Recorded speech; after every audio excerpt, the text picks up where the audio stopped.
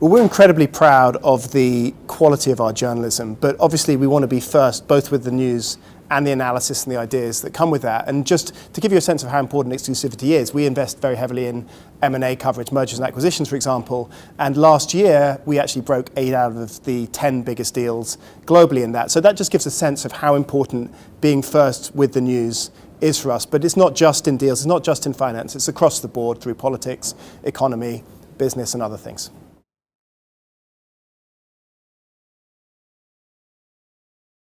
So I'm going to talk for Europe. Obviously, there's a different schedule in Asia and in the US. But here, obviously, we start dealing with news and breaking and writing news from very early in the morning. We sort of gather together at 9:45 here in London to assess what's already come out and what we want to focus on for the rest of the day. So that is the bedrock for our day.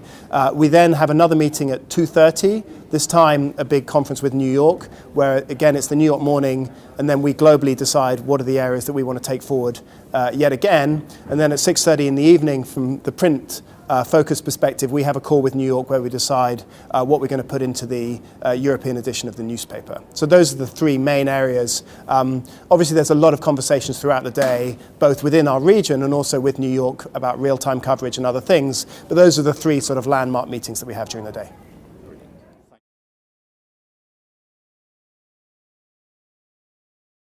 It was a very compelling logic for us to launch the City app. We have some very good reporting here in London at the Wall Street Journal, but also with Financial News, which is very strong in the city. And for us, it was a question of bringing those two things together on the most appropriate platform, which for a busy city audience was mobile, and it's worked out very well for us.